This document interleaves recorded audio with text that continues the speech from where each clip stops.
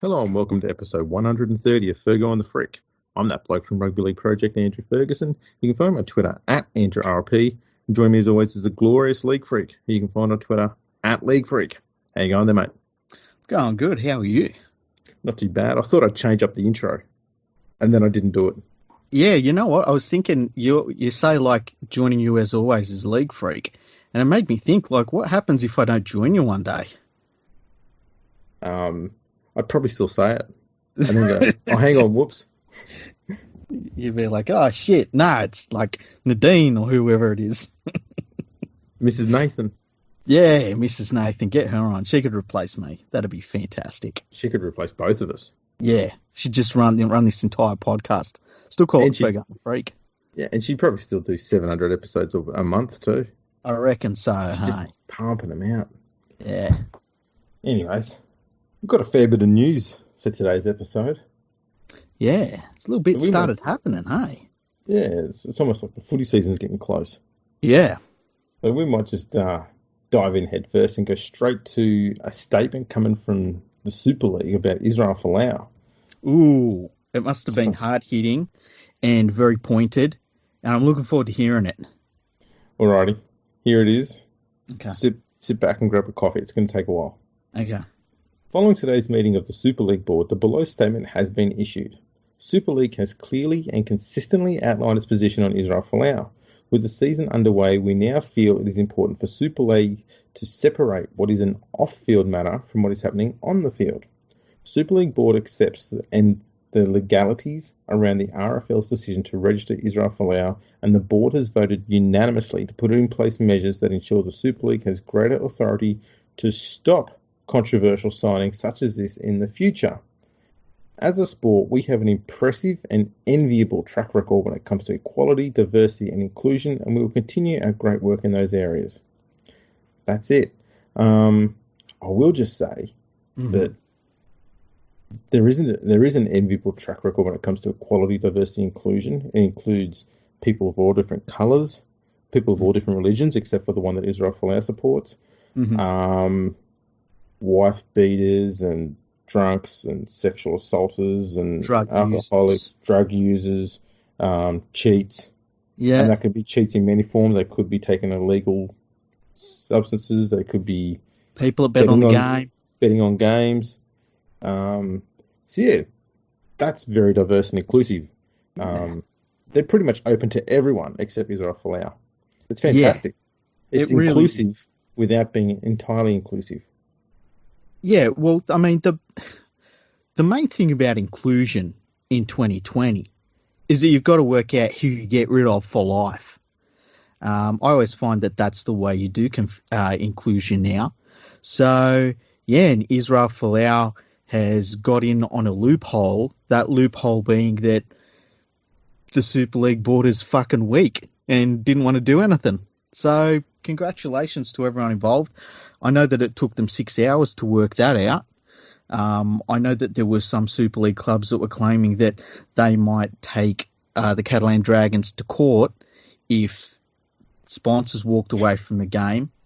And I can understand that. I mean, Hull KR is one of those clubs that was apparently allegedly saying that they were going to take them to court. And where would they be without the Drain Company? I mean, let's be honest. Mate. When I think drains, I think the Drain Company. I do too. It's like the Drain Company number one, and then fucking Hoselink number two. Hey, exactly, and then Pertec number three. See what I'm talking about? Exactly, and this is the thing is, I suppose the other question is, how many times do you think about drains in a day? That's a good question. Yeah, KR people, they think about it a lot, obviously, but you know, people who've got proper plumbing, they don't think about it very often. Sorry, you know what it is?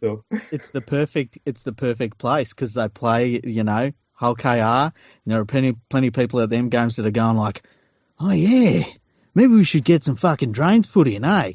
Maybe we should get a flushing toilet. It'd be get a drain. Yeah. Hey, honey, do you want a drain for Christmas?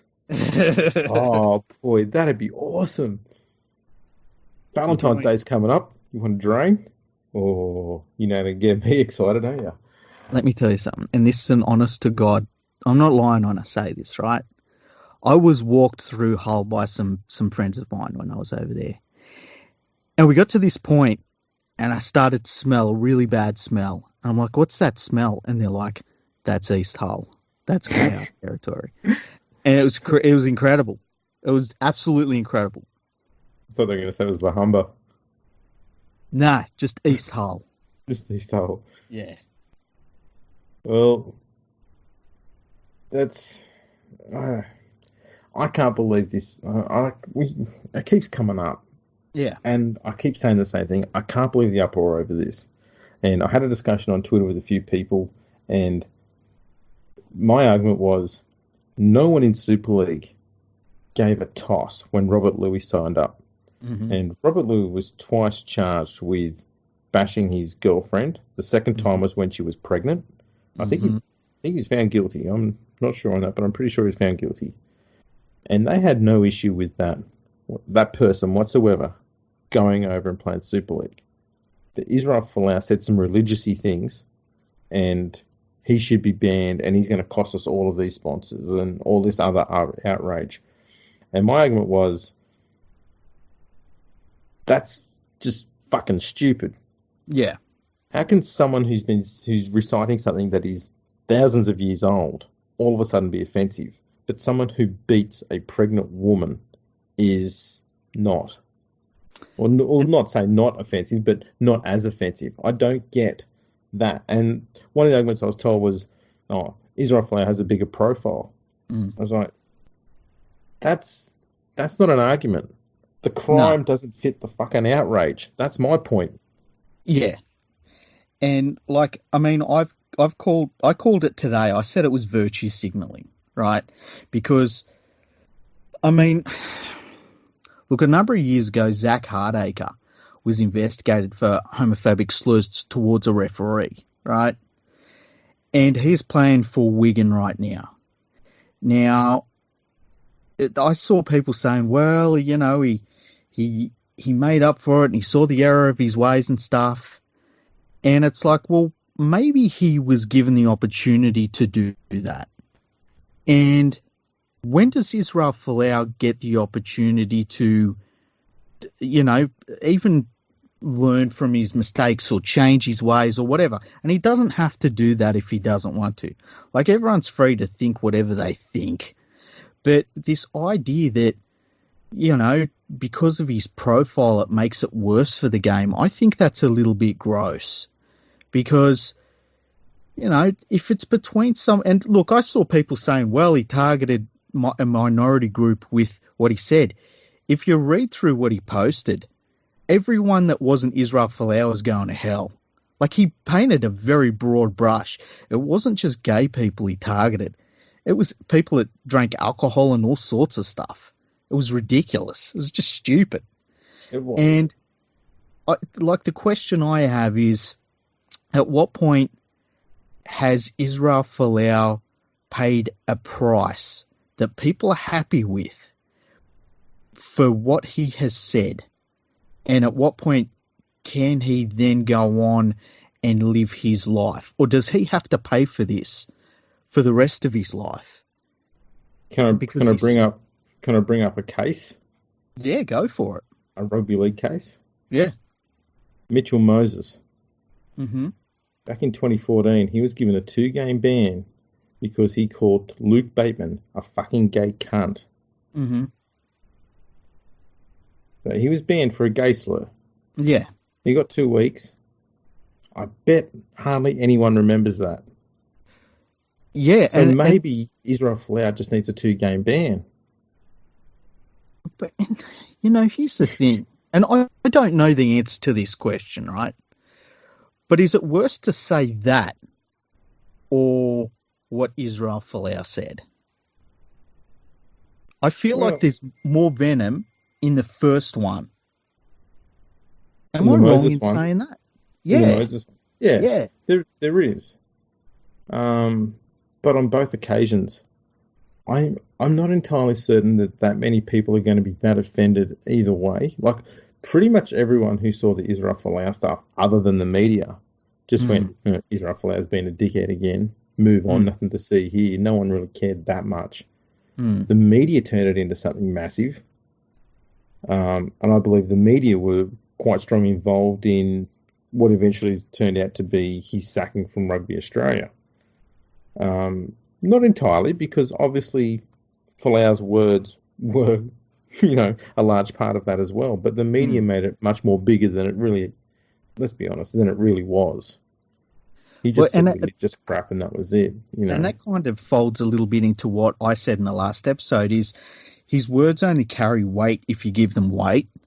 And the way I see it is like, what a fucking dickhead. And that's as much time as his quotes that he put up really deserve, in my opinion. But if you start giving them weight, then they get it, And look, I can see where people are really offended by it, or they're really upset by it. But I wouldn't listen to what Israel Folau says. No. Like, this is a dude that was like, oh yeah, AFL's the sport for me, and it's like, oh yeah, rugby union's the sport for me. Like, this is the guy that changes his fucking opinions quite a lot. I'm pretty sure when he was younger he was a Mormon, wasn't he? Yeah. Yeah. So, I wouldn't be shocked if he changed his mind, but yeah, I just think that it's a hot button topic, and I just think that it might have gone. I think it's been blown out of proportion to a certain extent, in that this is a guy who said something that I don't think I've not heard anybody that agrees with it yet. No one agrees with him. But do we have to condemn him and banish him for life because he said something, when we, as a game, not we, but the game itself and the people within the game, absolutely embrace people that break laws, that physically hurt people and have hurt them on more than one occasion? I know where my focus would be first and foremost, and it wouldn't be on somebody that sprouts some shit about like 98% of the population's going to hell. Yeah. It's nonsense. Yeah. I don't know. The media's just gone stupid on this. They really have. That when it was all happening in Australia with Israel Folau, the thing that surprised me was how many people come out of, I don't know if come out of the woodwork's the right way to say it, how many people rose up to support Israel Folau against what was being said in the media, and a lot of people that were very outspoken against him. And we all know the story about he got something like, was it $3 million on GoFundMe before they shut that down for his court case and his legal costs. That's a lot of money. That's real people putting their money in, and it might only be a small section of the community once again in that sense. But it just surprised me how many people come out and supported him, because from my point of view, like, no one has to worry about Israel Folau. Like, he's a millionaire. He's a multi-millionaire. If he did nothing for the rest of his life, he's sweet for money. He's had experiences that most of us will never, ever experience. And, he's won. Doesn't matter what anyone says or does to him from now on, he's won. Yeah. But, I just think in this sense, I don't know what is the price he is supposed to pay for posting what he did. And no one is able to answer that, because apparently it's losing his rugby union career, not playing in that rugby union World Cup, having to leave Australia to get another sporting job. I mean, he's had to go to France to play football. Like, does he have to go further afield? Does he have to go to a different? I don't know what is the price. That to me is a question I would love someone to answer. And like, neither of us are supporters of Israel Folau or what he said. No, absolutely not. What he said was absolutely stupid. Yeah. And that's how it should be seen. It should be seen as stupid, not offensive. You should look at Israel Folau and what he says, and before you think of saying anything, you've got to look at this and say, I just need to remind myself that this person is a dickhead. And once you've got that set in your head, You then read it and go, okay, I don't need to worry about this any further. He's a dickhead. And you move on with your life. Yeah, you do, yeah. I've got a poser for you. Okay. Do you think Israel Folau said that dumb shit just to get sacked by Rugby Australia so he'd get out of that contract? Because he said something once before and he was given a warning. And I think he went, this is a trigger for me to get out of this and get my payout and then go back to playing rugby league again. And I don't have to take a big income. I can play anywhere for biscuits. And I'll get a big payout from Rugby Australia. See, I don't know. It's a big gamble to think you're going to get a payout. The thing that gets me is he pulled the trigger on that with that comment, and then he just doubled down the whole way on it. Like he was doing sermons and said he said a bunch of stupid stuff after that. I think at one point he said something about the fires because were raging in Australia because I don't know because Australia legalised same-sex marriage. Is that what it was? Yeah. Another just utterly stupid. But I wonder if he went on that little tirade purely to show his religious strength, because let's be honest, in all the years prior to that, I think he'd only said one thing that was mildly off-putting religiously, and that was the thing he got a warning for about a year prior. And then to come out with something like that, it just, to me, it seemed a little maybe forced or intentional. He must have known that something was going to happen at the very least. Yeah. Like he would not have put that up thinking, this will be okay. This will be sweet. Like I'll just put this up and then I might go and have some breakfast and I'll, probably get a couple of likes or something. He wouldn't have been thinking.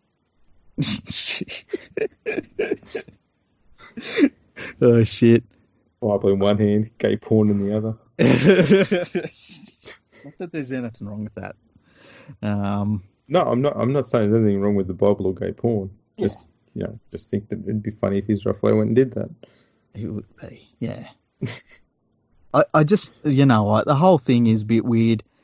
I'm more outraged that there are other players playing in the game than him, because I just don't put any weight into what he says. Like, he's going to say, he's shown in the past, he will say whatever he needs to say for a buck.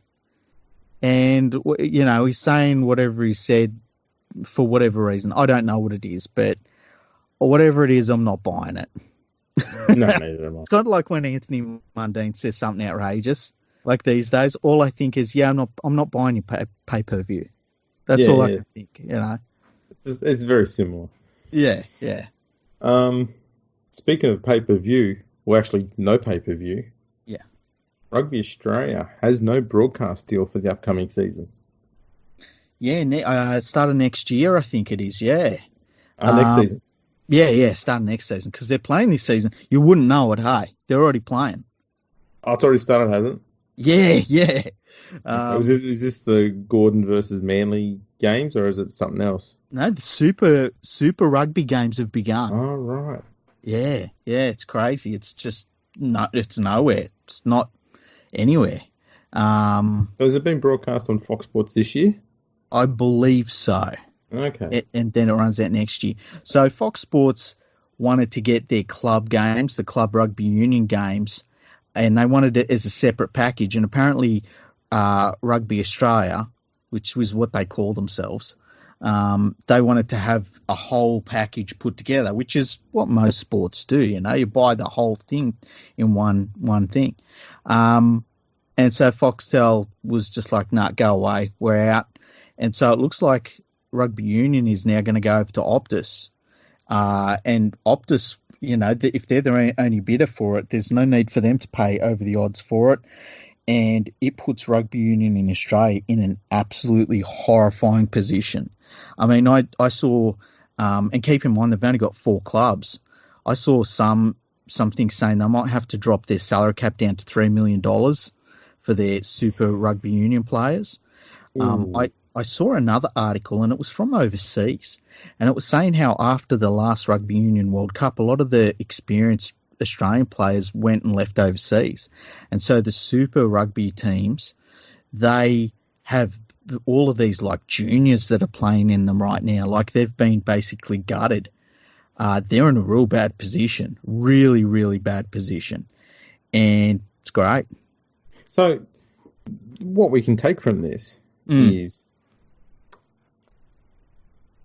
rugby. If you're a rugby league passionate fan and you hate rugby union, you also hate Israel Folau.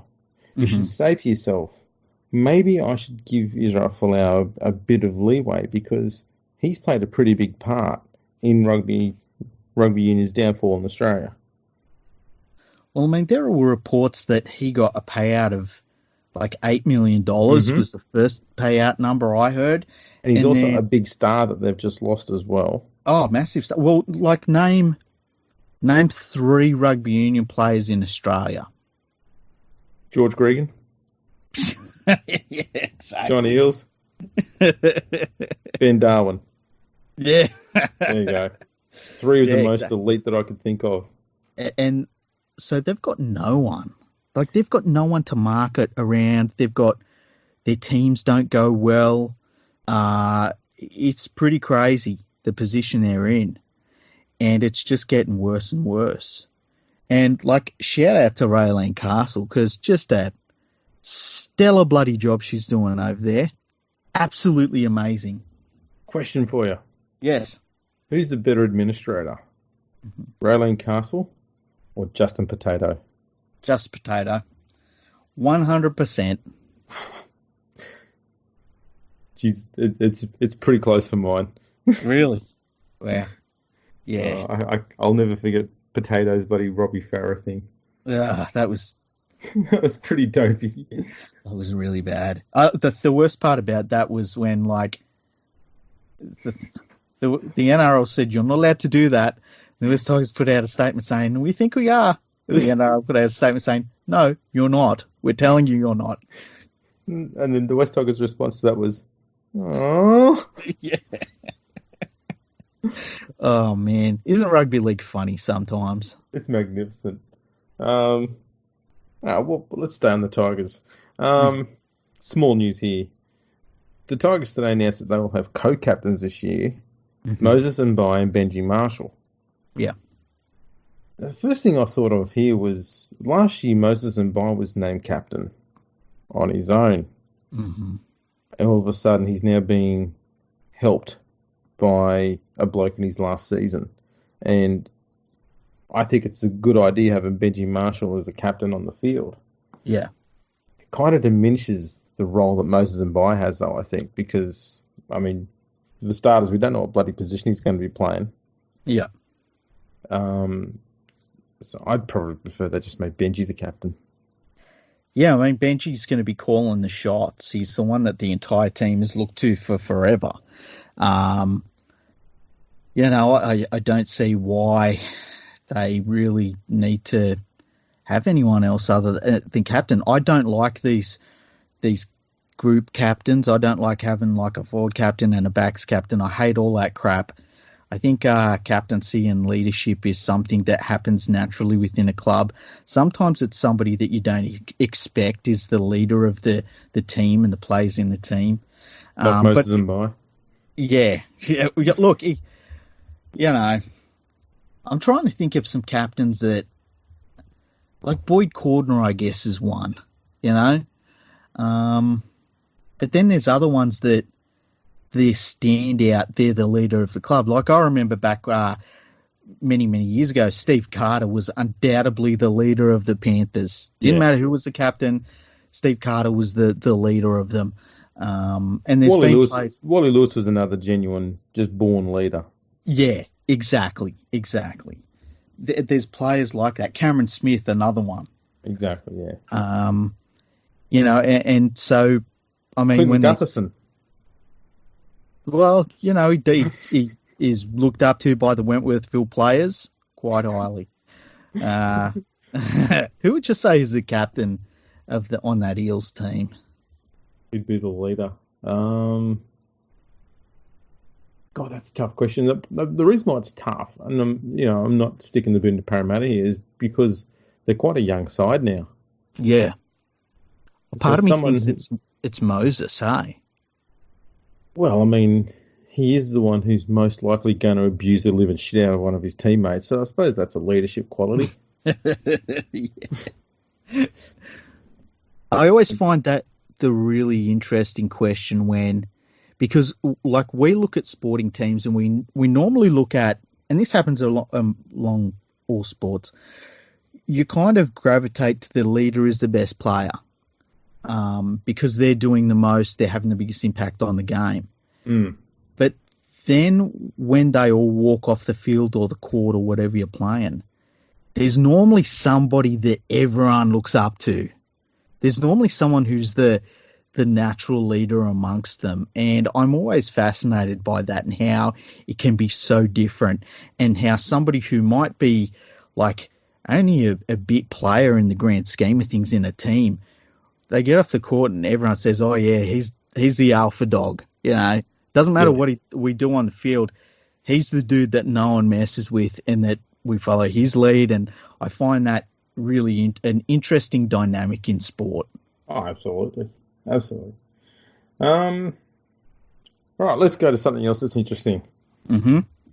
Captain's Challenge has been set for trial in the All-Stars and Charity Shield games in this pre-season after being provisionally approved by the ARL Commission. What are your thoughts on the Captain's Challenge? Well, I think any time that we can stop the game and ruin the flow of the sport, we've got to do it.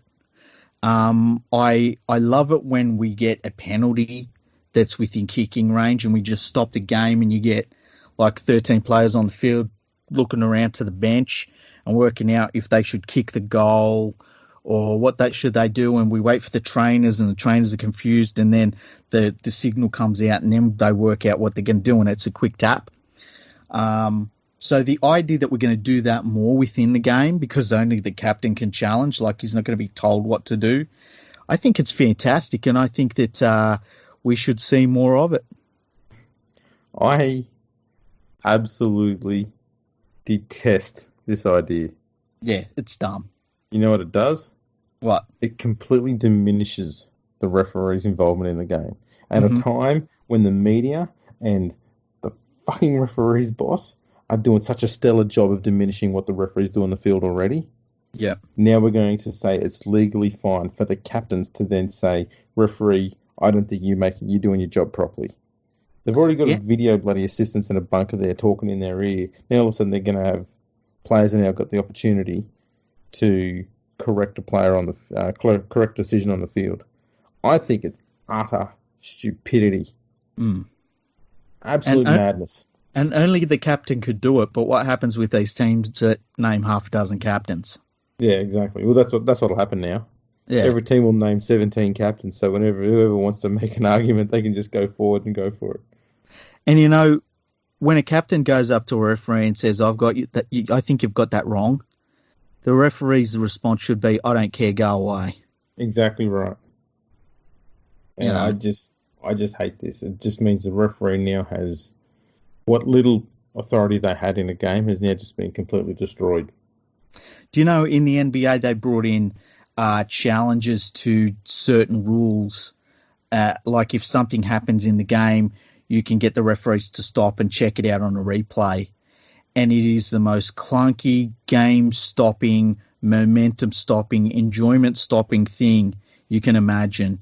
Yep, everyone stops and looks at a big screen for a minute and a half. Yeah, you get, all these fantastic athletes sitting around waiting for a replay to come up. And, for a fight, one of the things we've got in rugby league, it's a free-flowing game. And I can't believe that people keep on trying to come up with ways to stop that. Yeah, and then they complain about how long it takes for the video referee to come up with a decision. They take too long, it ruins the flow, but we need to have captain's challenge. I mean, fucking hell. It's ridiculous. It's absurd. I hate it. Same here. And I'm going to hate it for as long as people keep pushing it. Dumbest thing ever. We need to be giving referees more authority, not taking more away from them. Exactly, and Oh, man. I hate it. And once again, another rule change that wasn't needed. No, don't need it. I've only heard like 3 or 4 people saying they've wanted this thing, and they're all old journos. Yeah, and that's what this is too. This is a knee-jerk reaction to shit that journos have said, not to something that the game actually needs. And the people running the game, this ARL Commission, and Peter Volandis is a part of it because the fucking media loves him, so of course he's going to listen to what they say. Yeah. That's where this stems from. Because it comes from the ARLC, the ARL Commission. It comes from them. I really worry about the future of the game if we're going to have an ARLC that's going to sit there and respond to every fucking gripe and whinge that the media has, because they're going to kill the fucking game. Yeah, I agree. And the other thing that I find weird is that, when it comes to something like this, the ARL Commission can spit out a pretty quick answer. And then you say, how about expansion? They go, oh, we need to organise a committee about that. And then we have to put together a committee to put together the committee who speaks about what they're going to speak about. And we've got to, and it's like, all of a sudden they can't make anything up, But then Buzz says, the referees are stupid and they're shit and they're killing the game and we need to have Captain Charge. I go, oh yeah, let's do what Buzz says. Yeah, straight away. It's ridiculous. And we don't need to change the rules of the game. We really don't. They're fine. They're perfectly fine. So what's next on here? Yes. The NRL has agreed to not have the national anthem played for the Indigenous game. And apparently the Indigenous players had requested it, I believe. Mm-hmm. So if that was a request put forward by the players and the RLs said, okay, we'll give you what you want, then fine by me. Mm-hmm. But there'll be a lot of people sitting out there bitching and moaning about it. I don't like it. You don't like it? No. I think that I find it a little bit strange. I find it strange that we're going to have an Australian team playing a New Zealand-based team, and we're not going to play our anthem. I think that that's weird. Yeah, but it might be weird, but I'm not. I don't know. I don't really give a shit. Yeah, that's cool. This is the thing. You see so many people saying, it's disloyal to not want to sing the national anthem. And I've showed people you can go back to 1990s, not that long ago, and look at State of Origin when the national anthems have been sung, and the players were just wandering around in circles talking to one another. They weren't even singing the song. Yeah, if you don't want to sing it, you don't have to sing it. 100%. Exactly. And that's what, for all these people that are saying, the men and women that fought for this flag and, they fought so that, all you can do is sing the national, and it's like, no, they fought and died so that you had the choice to do what you wanted to do, Also, they didn't fight and die for this national anthem because it wasn't around. Well, it was some anthem. Jeez. They fought for God Save the King and God Save the Queen or whatever that was in place at the time. In wars. And then since I think the last war we were in was Vietnam War for us a war, or did we call that a police action as well? I don't know. I think we call that a war because it was. You know the story about that, don't you? I think it might have been Korea where it first began, where it was like in the United States, or like, you're going to war. And they're like, we're not going to war. Who said anything about war? And I said, well, what is this? Is this a police action? And they're like, yes, this is a police action. And so there's this thing where it's like they haven't declared war since. Because they don't have to. It's just a police action. Anyway, sorry That's about great. that. Look, I find it weird. I do. I find it weird. And I think that for the All-Star game's always been a thing that's all positive. And I think that when you bring in any sort of negativity about it at all, I think it diminishes what the All-Star game was supposed to be about. I don't see this as a negative though, because so many Indigenous people are opposed to the national anthem. So I'd say that this is more of a positive step towards reconciliation, I guess, but it's done through a game of sport. But what about... I think what I'd rather see is if the Indigenous people didn't want to sing the Australian national anthem, that they sing a song that they want to sing. Yeah, but the problem is that Aboriginal people in Australia have different, basically Aboriginal languages. So it's not like, the New Zealand Maori, half their anthem is in Maori. But in Australia, it's just we've got too many Aboriginal languages for that. I can't remember. I feel like that's something crazy, like 100 and something different Aboriginal languages. It's a heap. But, they could show their unity by singing it in English. But it would be all about the Aboriginal people. And so that you get a bit of both. Look, if they wanted to do... If they wanted to do, say... And look, it's not up to me to fucking do a negotiation here, But no, of course. It's like, no, let me work this out. I'll sort it out, people. Just calm down. Yeah. Just give me 5 minutes. I'll get to the end. And by the end of it, it's like, let's do patty cake, okay? And then we end with the game of Duck, Duck, Goose, which I'm always a big fan of playing Duck, Duck, Goose. But look, I just think that I understand that there are Aboriginal people that don't like the national anthem. They don't have to sing it.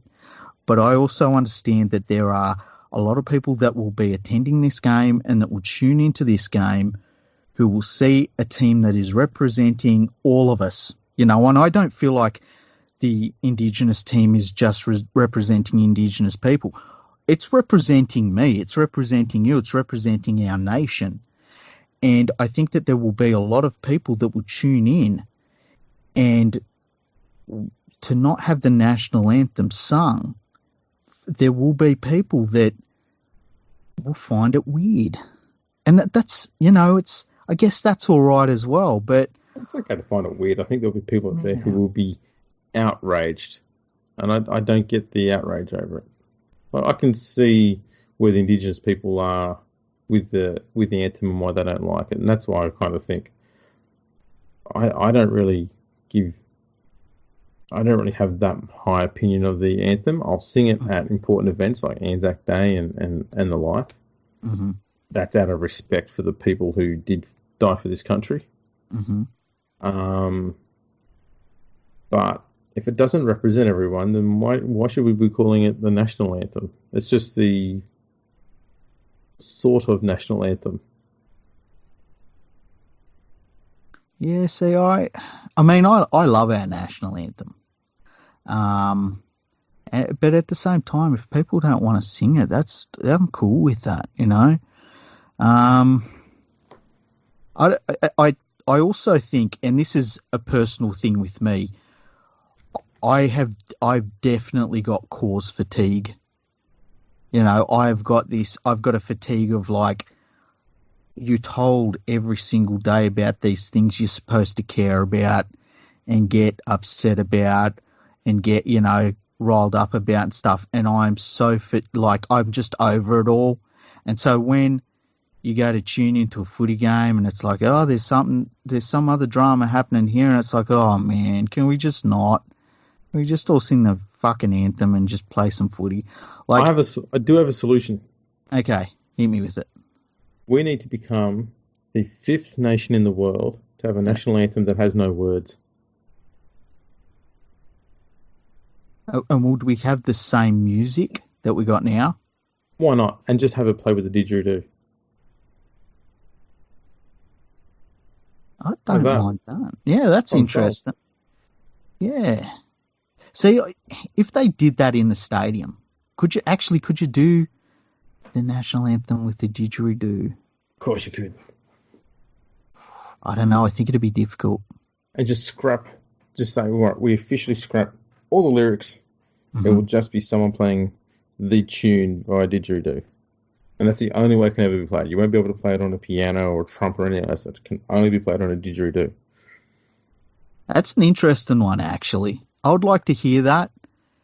if that's the way that it went,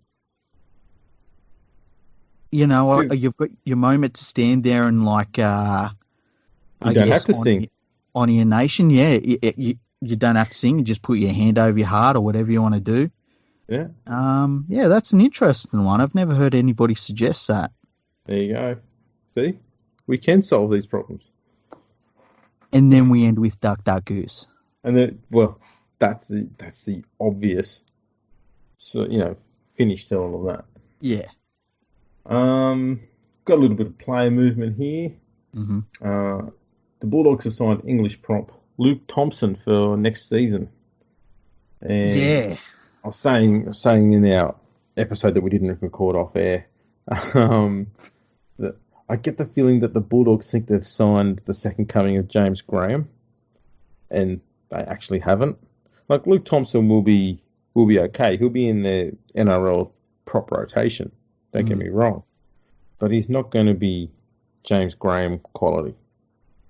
No, I'm looking forward to him just being okay, and when he doesn't stuff up, we get all and sundry saying how he's absolutely amazing and one of the best players in the world for no reason at all. And good luck to him. I think it's always fantastic when you see an English player decide they want to test themselves in the best league in the world.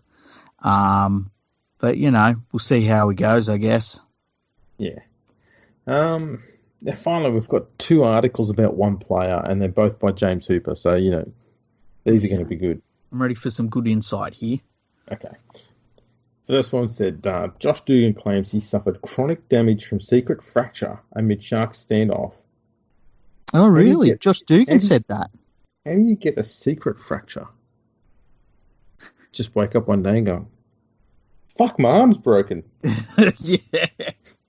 How'd that happen? You whisper like Homer, hey, don't tell anyone. My fucking leg's broken. Now, obviously this is by James Hooper, who's on Fox Sports, so let me read out all the quotes in this article. Okay, yeah, because I want to hear what Josh Dugan said. What did he say?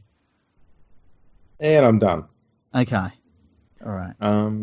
So there was a follow-up article that James Hooper did. Oh, sweet. That'll be good because it'll clear it up, It will. We'll get some insight from this one. Yeah. Apparently Josh Dugan is not training. Uh-huh. So I'll read out all the quotes in this one here to back up this one. Okay. And I'm done. Okay. Right. Thanks, James Hood Ornament, for your insight. That's fantastic. He's a real insider. Yeah. Part of journalism is to actually speak to people and get their quotes. So, do your job better, mate. I love that you can do an article where you can say a player has said something, but then not quote them whatsoever. Yeah. That's pretty cool. I can write that shit. Did you know Jason Taumalolo said that we're the best podcast in the whole world? That's amazing. I didn't know he said that at all. That's amazing. Yeah, you won't hear him actually say that anywhere, but he said that. He did say it? Yeah, he said it definitely. I'm glad he said it. That's fantastic. That means a lot. Yeah, I was really you would have been stoked. I mean, you named your phone after him. I did, yeah, Jason Talmafono. I love that. So, and it's red. It's red like his Tongan jersey. There you go. So yeah, I mean that's all the news that's gone in the rugby league world this past few days. So let's move on. I don't know. Should we? I don't know if we should say anything about the news about Josh Reynolds or not.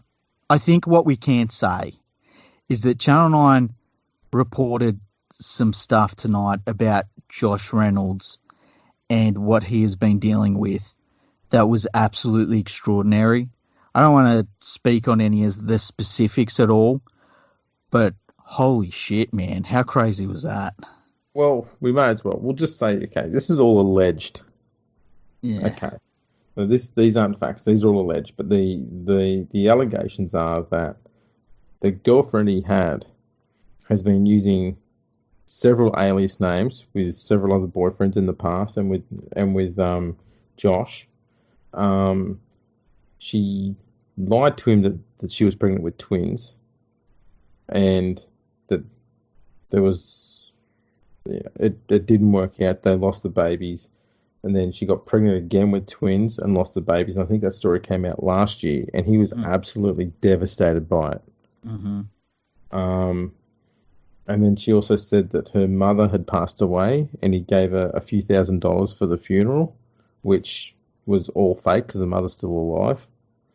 So these are the allegations. And reported by Channel 9. Crazy story. And man, it was incredible to see it all, and it seems as though Josh Reynolds has people around him that are supporting him, which is good. He'll need that. It's all going to court right now, but say that this is the craziest rugby league off-field relationship story since Bobby Lullum. Do you know the story about Bobby Lullum? I think you've told me about Bobby Lullum, but all right, well, tell our listeners, quickly. It is fucking crazy. I'll set it up too, okay? During the 40s, 50s, 60s, a lot of women found out, well, not a lot, there's a small group of women in Sydney found out that you could use rat poison, because there was big rat plagues going on in Sydney at the time. You could use that, and you put in your husband's drink, it would kill him. It was full of thalidomide. Bobby Lullum was having an affair with his mother-in-law. I think her name was Victoria Monty. And the story is, not too sure if it's true or not, but the story is that she got very upset about what she was doing to her daughter's relationship with Bobby Lullum. So she decided to invite Bobby over and tell him that she was going to break it off with him and she was going to kill herself. And so she made 2 cups of Milo and she put rat poison in one, and the one she put it in was the one that she was supposed to drink. Mm-hmm. But she got the cups confused and he drank the poisoned one instead. He became very ill, and it's worth noting, he was a test player at the time for Australia. Mm-hmm. He played for Balmain. He went to hospital, obviously, very, very ill, lost all his hair, lost all his muscle, ended his rugby league career. And people were saying, how did you get sick? What's going on? And he couldn't say anything because he didn't want to, end his marriage. Mm-hmm. But the whole story came out and she had to go to court and stuff like that. And so it ruined his marriage anyway. But yeah, just one of the wildest, crazy stories that has ever been about, I suppose, in a rugby league humans relationship off the field. And this Josh Reynolds one looks to be the crazy thing that's happened since then. Yeah, I would say so. There was the only other one. I mean, I heard. I don't like talking about off-field stuff. I really don't, because it's yeah. So, but yeah, this I was just shocked, and I think the thing that shocked me the most was that it was all reported on the main news, and they wouldn't have done it. They wouldn't have reported on it unless they had, dotted their T's and crossed their I's, so to speak. And, it's good that he's going to get his day in court. And I wonder how it's all going to affect the way the NRL Integrity Unit looks into the videotape that was put out about him, which didn't show him doing anything wrong. Showed him telling someone to get out of his house, basically.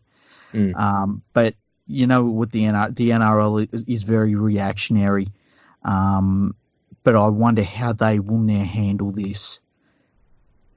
Well, he has asked to have the court case expedited so it can be heard a lot sooner. So I dare say he's hoping that it will be all sorted out and done and dusted before the season starts, so he won't have to be suspended under that no faults step down thing, whatever it is that the NRL's got in place. Yeah, and look, I guess that shows why that no fault stand down thing is such an issue, because what happens if you invoke that on a player and then information like this comes out, and look, it's got to see its day in court because no one has all the information, right? But once something comes out where it's like, oh man, the NRL Integrity Unit might have got this pretty wrong, and if then it goes to court and he's found not guilty, it's like, well, having suspended him's been the wrong thing to do. I think, though, it's pretty clear that no-fault stand-down policy is all about appeasing sponsors and nothing else. Yeah.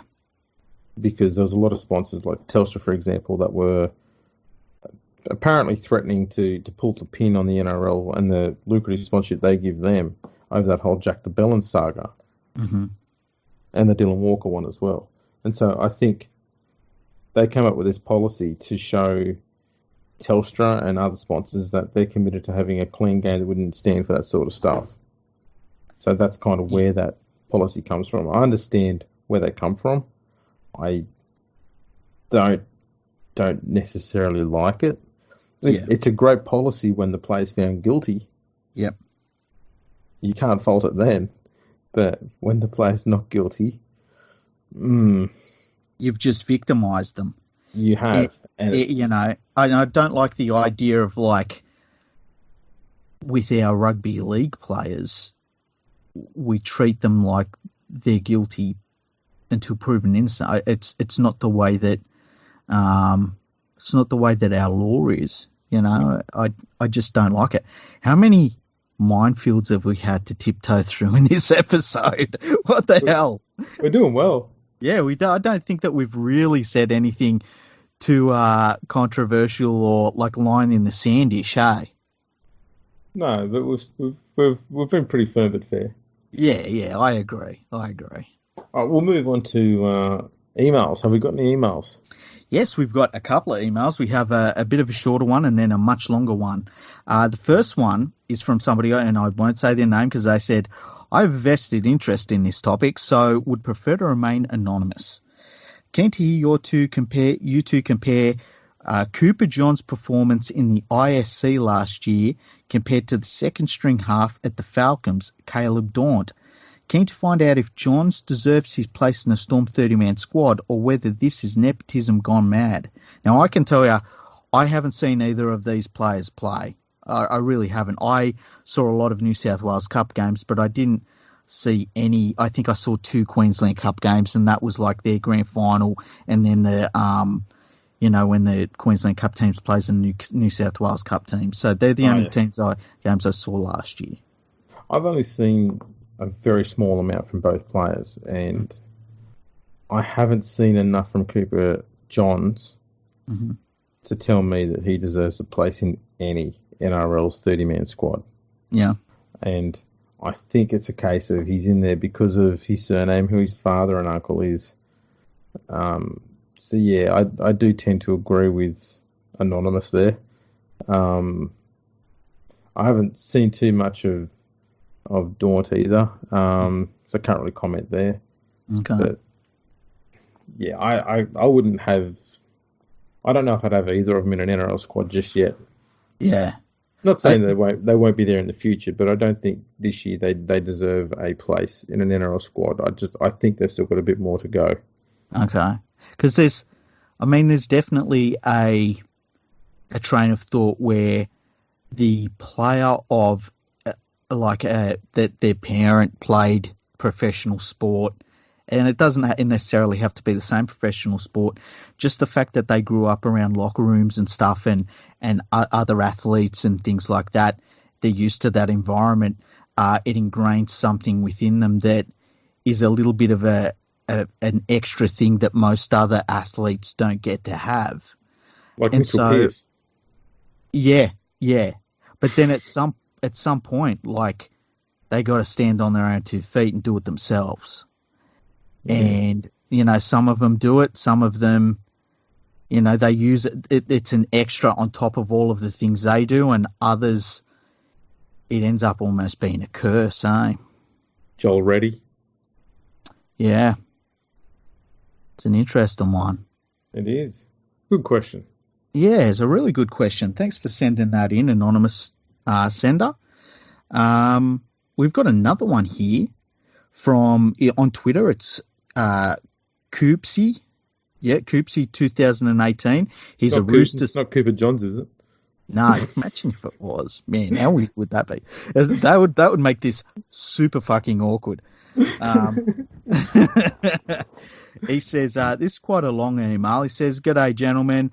Welcome to 2020. Just a quick email to say I love the podcast and spent all off-season listening on my commute between Brisbane and the Gold Coast each day. I have a few comments on a couple of the topics you have covered in recent podcasts, and they are all linked in a small way. Starting with the most recent episode, which was episode 129, you discussed the spine of each of the 16 NRL clubs, and I agree some of the ratings given by Fox Sports were drawn out of a hat. Do you think they gave the ratings were based on how each player compared to the current crop in each position, or the quality compared to former greats?" No, they guessed. They just completely guessed. It's a complete guess. I don't think it's compared to former greats because they'd all be way too high if they were. So I think it's compared against the other NRL clubs. Yeah. Some of them were compared to Super League clubs. Yeah. It made me think about like international, well, not international, but NRL club spines that jump out at you from history. Like straight away, it made me think of Parramatta, like with Sterling, Kenny. Who was their fullback? What was the fullback's name? Well, they had a few fullbacks there. But yeah, I mean, even I think the one standing for me is Canberra. Yeah. Mullins, Daly, Stewart, and Steve Walters. Jesus Christ. Or not only them, like the Storm, where you had like Slater. Even if you go Slater at fullback, Inglis at 5'8", Cronk at halfback, and Smith at 5'8", like that's just stupid. Yeah. That's not fair. Nah, it's not. It's crazy. Yeah. Yeah, a lot of grand final spines too have been pretty good. So yeah, I think though that actually I'll wait because I was going to say something there which I know is in the next part of the email, so I'll let you continue. Okay, here we go. Keep going. Personally, I feel there is a massive lack of talented halves being produced in Australia, and the current crop of halves in the game is the worst I've seen in a long time. For the last 15 years, there was one super halfback and one super 5'8", and they both played for Queensland. The results showed in the Origin domination. Now they have retired. The next crop are a long way off that standard. To a point, Canberra have imported a POM. He says the ARL, a private investor, needs to set up a junior development program for young players specialising in halves play and use Thurston, Johns, Lockyer, etc. before it's too late. What do you reckon about that? Yeah, look, I'd say I remember talking to you about this in our unrecorded off-air episode. I think the role of the halves has changed a lot in the last 30, 40 years. And because of that, the halves aren't as vital to a team's attack today as they were back then. And therefore, you'll have a look at, as I said, you look at 1989, look at the halves that played then, and a lot of them are considered absolute greats of the game, and you compare them with a lot of halves now, and some of them you just go, you know in 10 years' time you'll go, oh yeah, that guy. Yeah. I mean, these are just the 5'8" that played in 89, just some of them. Phil Blake, Michael Hagan, Michael Speechley, Cliff Lyons, Wally Lewis, Terry Lamb, Steve Carter, Chris Mortimer, Brett Kenny, Greg Florimo, Paul Langmack, Mike Eden, Ellery Hanley, Michael Potter played a few games there as well, Sean Edwards, Brad Izzard, Peter Jackson. Yeah, that's just 5'8". Yeah, no, I mean, like I think it goes in ebbs and flows a little bit. And I think that happens with a lot of positions. I think right now we've got so many great forwards. I think we've never had as many great forwards in the game's history as we do right now. When it comes to halves, we have had a bit of a changing of the guard in Australian Rugby League. A lot of players come through at the same time, and he's mentioned the Queensland players, and they're kind of left at the same time. So that's been a bit different. There's always somebody that's coming through, though. And, just when you think, who's going to replace Darren Lockyer at fullback? Billy Slater's there, or Greg Inglis is there. Who's going to replace Alan Langer will never be replaced at halfback for Queensland, and then Jonathan Thurston rocks up. So there's always somebody coming along, and sometimes they're not the most obvious choice either, I think. I do like the idea of an elite halfback academy of some sort. The only thing that worries me about that is you don't want to teach them all the same things and all the same techniques and almost teach out the things that can make a halfback special. Because the things that make the difference between a really, really good halfback and a truly one of the best halfbacks is the thing you don't expect them to do, they do. Yeah. Like that, Thurston wasn't great because he crossed all the T's and dotted all his I's. He was great because when you expected him to do one thing, he'd do another thing and it would tear the game open. And that's what Lockyer did. That's what Johns did. That's what the great halfbacks do. They rip a game open.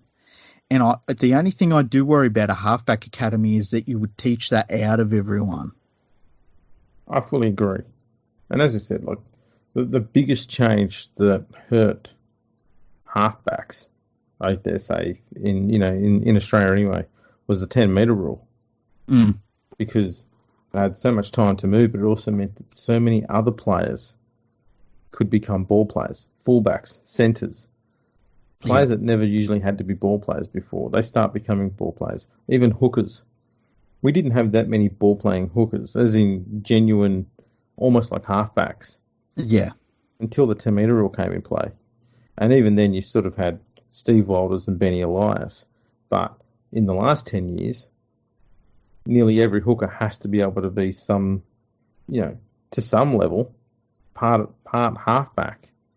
They've got to have a bit of a kicking game. They've got to have a really good passing game, a good running game, and that 10-metre rule changed a lot of things. It brought a lot of other players into the game, like second rowers. Locks changed as well. So it just meant that you've now got more ball players on the field, so the halfback doesn't have to be the one go-to guy for all that creativity. I also think that when with the 10-metre rule come in and we had Stewart, we had Langer, we had great halfbacks, and then we had Andrew Johns, who was I think it's fair to say the greatest all-round halfback we've ever had. And the thing about him though was he was probably the best defensive halfback of all time at that level of halfback. He would hit like a second rower. He was a fantastic defender. And I think to some extent that really, I think that we set our standards by that these days to a certain degree, forgetting that Andrew Johns I consider him to be the best halfback of all time. And if he's not number one, he's in the top three without question. And so to be expecting that from our halfbacks every week is just asking too much, because it's just not going to happen. I think that I do. I think that we've come out of an era of great halfbacks for the last 10 years, and the next great halfback for Australia, who knows who it's going to be? I mean, there's a lot of people have their eyes on Cleary. I think the thing with Cleary is he hasn't got that X factor, but he does everything else really well. But, it's going to be interesting to see. I tend to think that the next truly great halfback probably isn't in first grade just yet. The next, world-beating halfback. You know what I mean? So you think it might be Cooper Johns? I was just about to say Cooper Johns. Oh, man. The scary thing is, though, I remember when Mitchell Pearce was still a junior player at that level, and everyone was saying, he's the next Andrew Johns, he's the next Andrew Johns.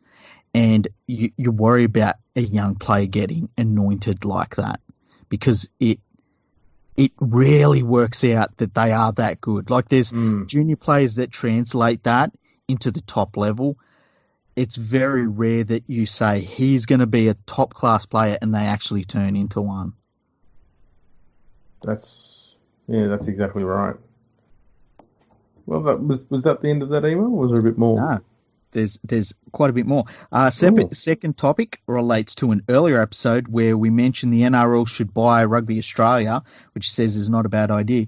My thought is they should invest in the New York-based Super League team, set up a base in New York, filter experienced and near-retired players and rookies through that system, initially with a splattering of US representative players to play in Super League. But where the return on investment would come from, they can have a pathway system that picks up any college footballers, any gridiron players that don't make it in the NFL.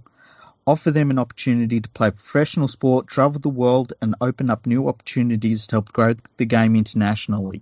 NRL clubs can tap into this to recruit players, and he said no Greg Smiths allowed, in time, and perhaps it will grow the game in the USA that the existing comp will benefit from, and then they can host a World Cup. And he said, that's just some thoughts in my head. Keep up the great work on the podcast. Freaky, good luck with your Panthers. Fergo, good luck to your Tigers. Up the mighty Chooks, and see you on Twitter.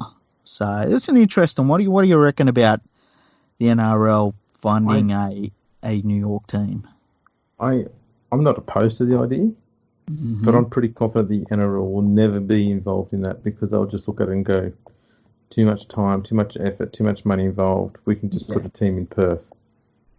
Yeah, I would agree. I like his idea of having a pathway for college gridiron players that don't make it into the NFL, because I think that there's a lot of athletes that would probably transition over to rugby league and be able to change their bodies still, because they're younger players, be able to change in time to make a pretty good career out of rugby league. And it doesn't have to be superstars or anything. They might just play at a lower level, but it's still an opportunity to have a career in professional sport that they might not have had before.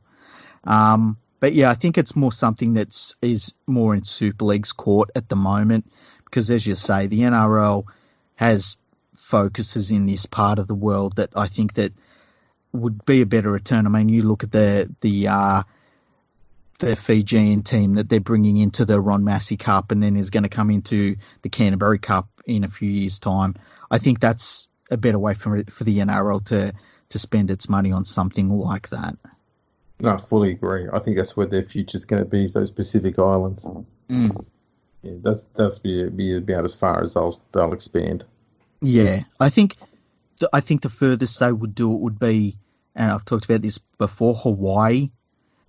But I think any talent that they got out of the US for a Hawaiian team would just be a nice side benefit of it, rather than being the focus of what a team like that would be. Because I think a team like that would be more of a Pacific Island sort of team.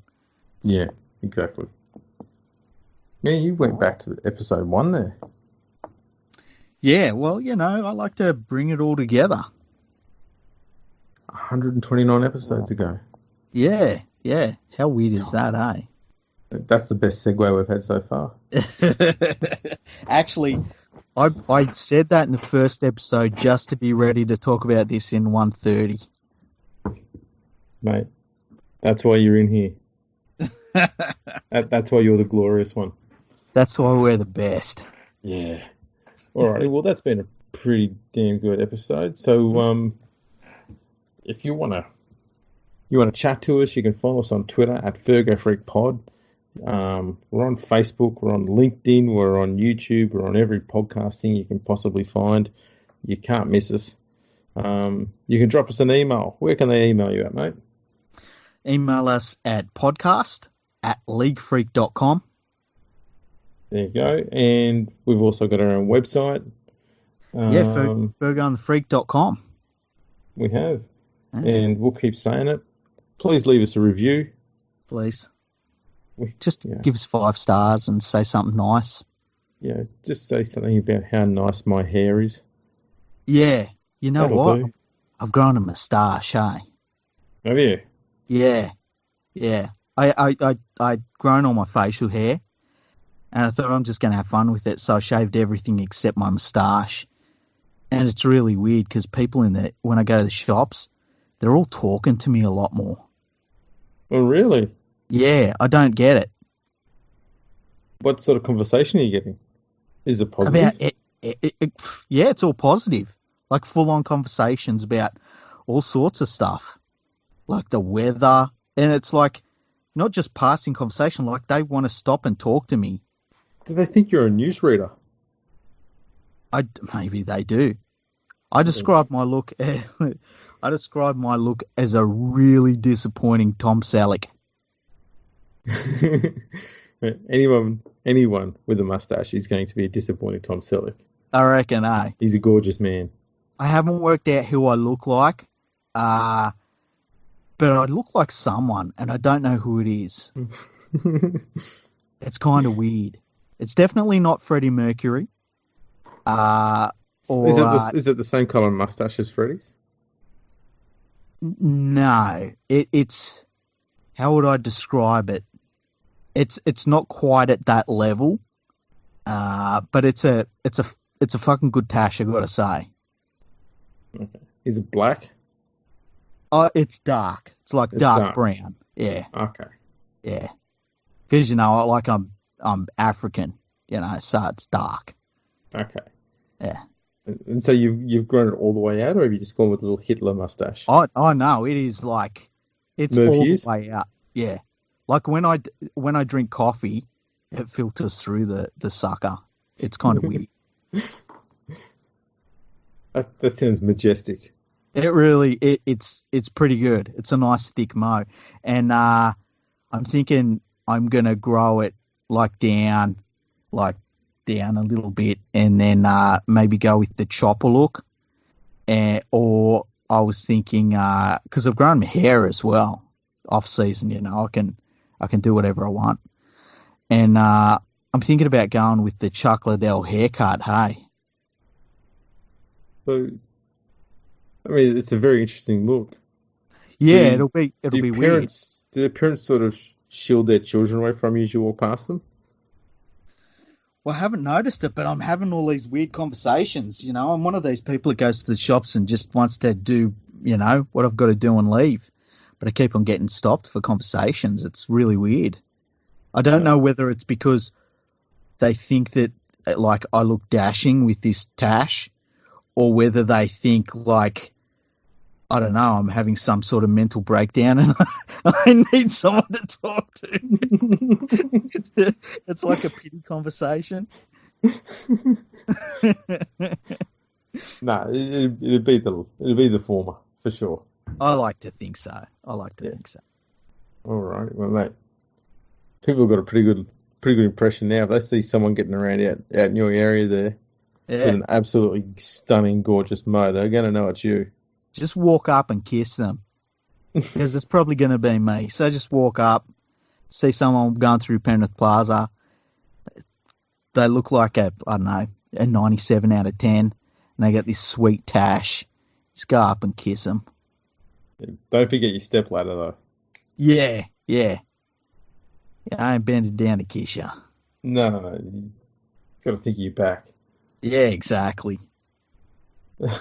Right, well, on that, I mean, let's be honest, that's a glorious note to end the episode on. I reckon so, hey. I hope we haven't offended anyone, because we didn't mean to. Well, we may have tried to. I tried not to. I know James Hooper might be a bit offended. Well, I've been known not to offend people. So anybody, from Australia, New Zealand, France, the unclean people of Northern England, soap dodgers. I didn't mean to offend anyone. I think we did pretty well. I think we did too. All right. Well, we'll wrap this sucker up. Thanks for tuning in, everyone. Catch you all on the next episode.